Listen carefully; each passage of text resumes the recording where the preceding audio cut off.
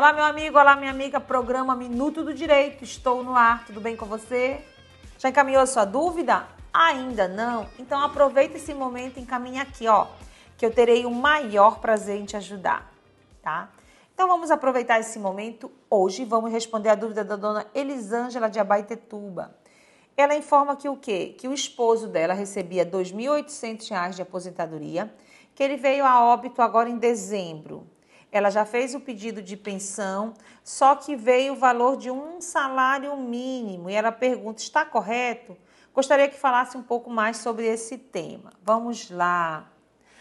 Vamos começar. A pensão por morte, ela é um benefício previdenciário que ela é concedida aos dependentes do segurado do Instituto Nacional, do INSS, tá? Que veio a falecer. Então, o que acontece? A pessoa que era o segurado, tá? Tem seus dependentes e ele veio a óbito, tá? E esses dependentes vão ter direito à pensão, tá?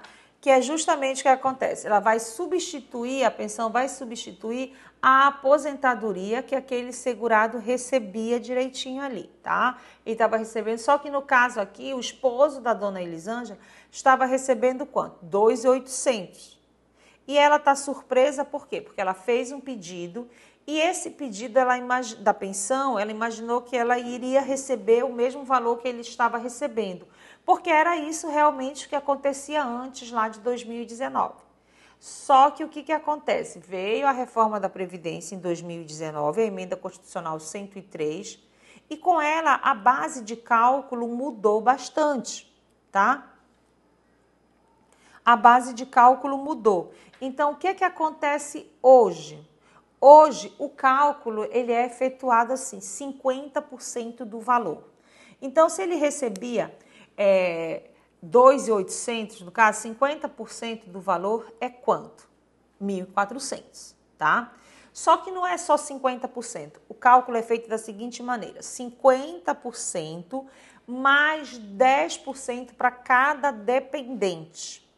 No caso, vai ser aqui 60% desse valor, que vai dar um pouquinho a mais do que o salário mínimo. Então, automaticamente, provavelmente, a dona Elisângela arredondou para o valor de um salário mínimo. Por quê? Porque é surpreendente realmente. A pessoa está ali, ela recebia 2.800 e, de repente, o que acontece? Cortou esse valor, cortou sim. Hoje, para conseguir receber os 100% do valor desta pensão, é só para quem? Para filhos, tá? Que já sejam o quê? Inválidos, tá?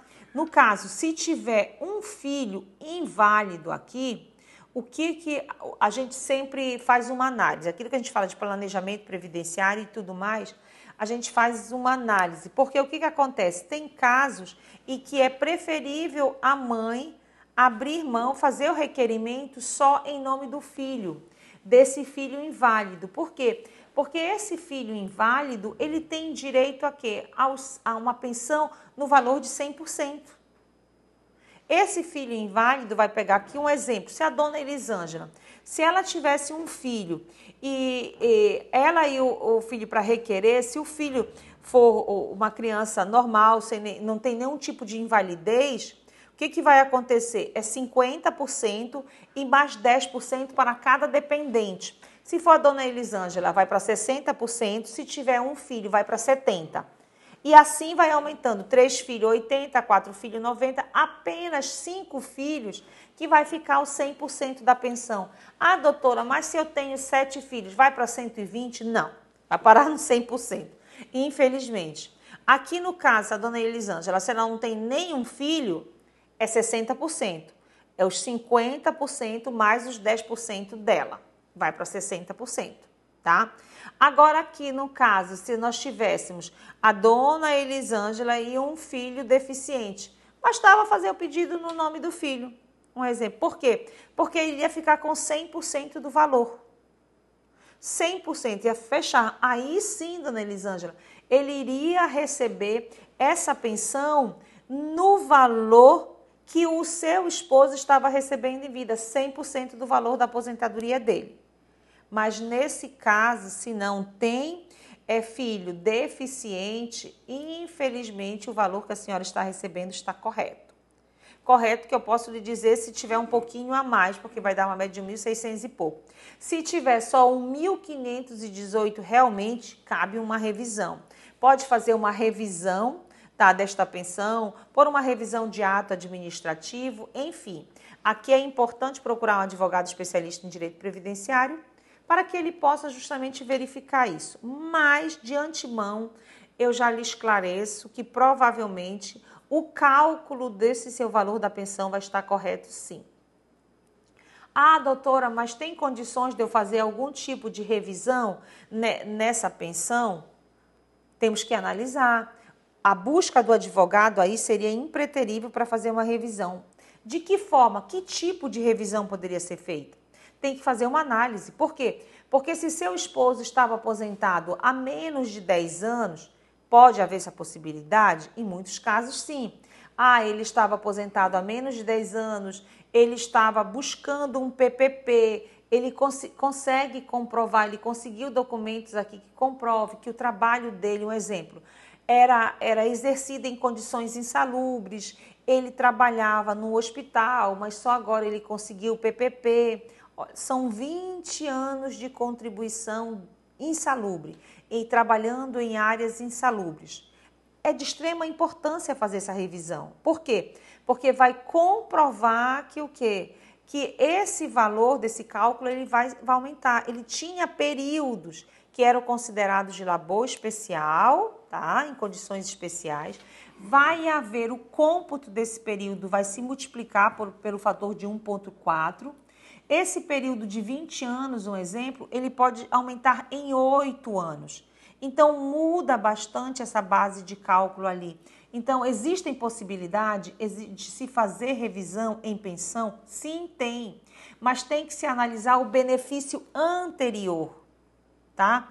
Tem que se analisar o benefício que deu origem à pensão, para verificar quando se iniciou essa aposentadoria dele, qual foi o tempo, se ainda não tem prescrição, a decadência, enfim, tudo isso deve ser analisado e é importante, tá? É muito importante, sim, e você que está aí do outro lado da telinha, que recebeu o que teve o óbito e ainda não fez o pedido da sua pensão, atente para isso, porque existe um tempo, um prazo em que você pode ingressar com esse pedido, tá? 180 dias para filhos menores até de 16 anos. Se você ingressar com esse pedido, entendeu?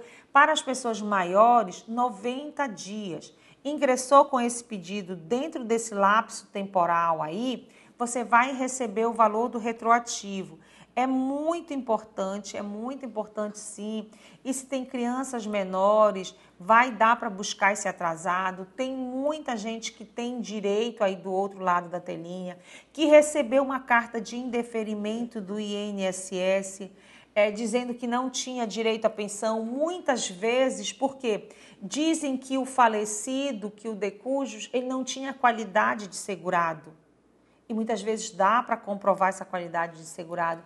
Então, é importante você que tem uma carta de indeferimento do INSS em mãos, busca o auxílio de um advogado especialista em previdenciário.